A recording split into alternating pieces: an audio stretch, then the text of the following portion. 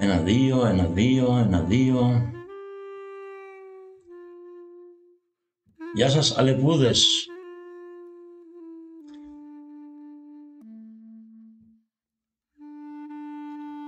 Μια ερώτηση δεν μου βγαίνει από το κεφάλι. Δεν μου βγαίνει από το χέρσο που φοράω ως κρανίο.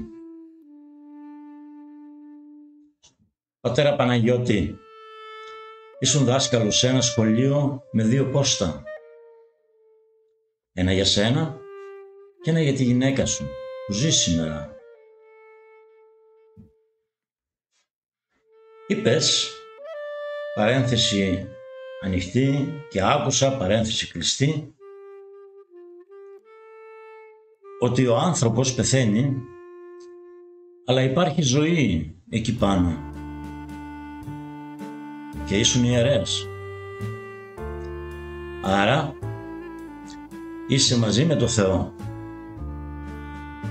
Αυτό σημαίνει ότι εσύ και ο Θεός, ακούς τώρα αυτό που λέω και σε ρωτάω,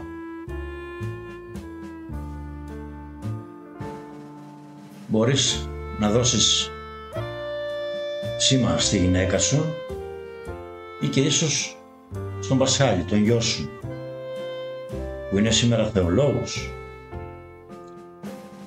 Ένας θεολόγος που δεν βλέπει τα μηνύματά μου. Τα δικά σου όμως θα τα δει από τον παράδεισο.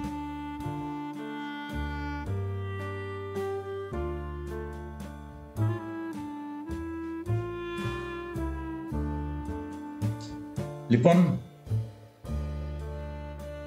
παπά εξομολόγε, ιερέα, Δουγαλή, σας ρωτάω,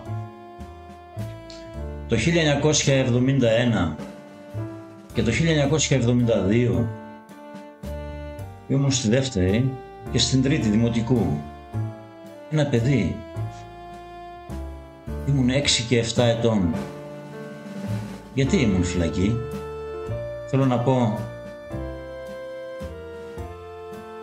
εκεί που όλα τα παιδιά ήταν στο προάβλιο, γιατί εγώ ήμουνα κλειδωμένος σε ένα μικρό δωμάτιο?